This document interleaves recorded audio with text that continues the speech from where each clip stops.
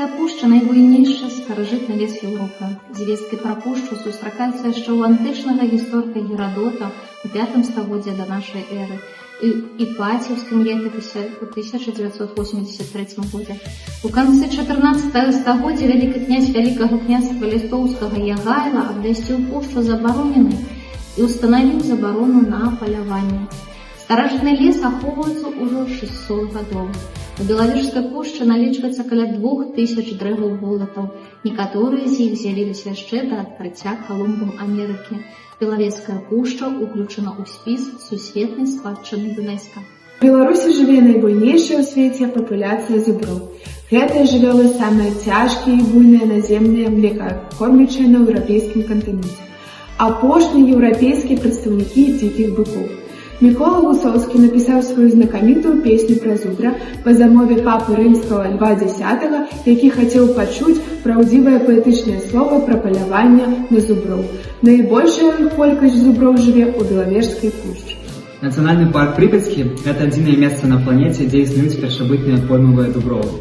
В национальном парку практычна ў першародным стане захаваліся унікальныя поймовыя ландшафты беларускага палесся з дзюнамі, катлавінамі і лагчынамі, дзе сярод дуброў і яснікаў размешчаны больш за 30 азёр.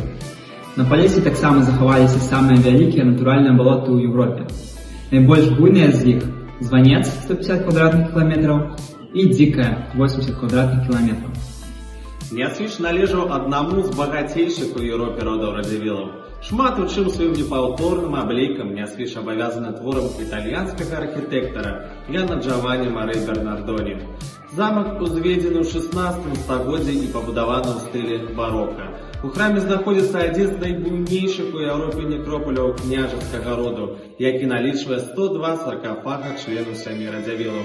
Нясвіжскі замак уключаны ў спіс сусветнай спадчыны ЮНЕСКО. Слуцкія паясы – шэдэўр беларускага дэкаратыўна-прыкладнога мастацтва, створаны ў 18 стагоддзі на мануфактуры радзівілаў. Іх ткалі толькі мужчыны-майстры з шоўку і каштоўных металаў па унікальнай тэхналогіі. Доўгія чатырохбаковыя паясы з багатым орнаментам і фірмовай меткай «Слуцк» былі сімвалам найвышэйшага статусу. Сёння арыгіналы – сусветная каштоўнасць. Беларусы, аднымі з першых у Европе, яшчэ ў 1517 годзе мелі сваю друкаваную Біблію. Беларускі першы друкар Францыск Карына сваю выдавецкую дзейнасць распачаў у Прадзе, дзе надрукаваў 23 ілюстраваныя кнігі Бібліі ў перакладзе на старабеларускую мову.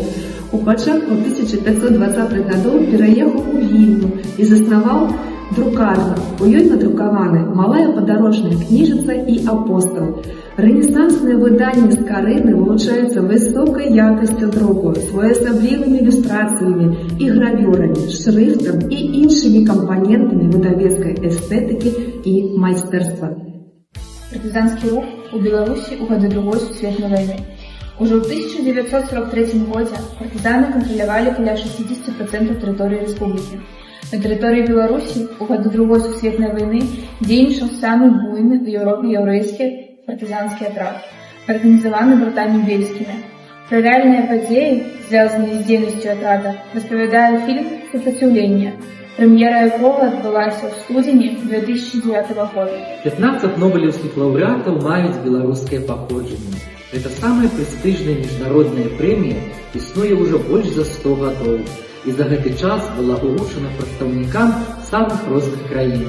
Імёны многіх нобелевскіх лаўрэатаў з беларускімі каранямі вядомы зараз усяму свету. Гэта ў прыватнасці лаўрэаты нобелевскай прэміі па эканоміцы, хіміі і фізіцы Жерас Алфёров, Саймон Кузнец, Аарон Клуг, лаўрэаты нобелевскай прэміі міру Івцах Рабін, Манахем Бегин і Шымон Перес.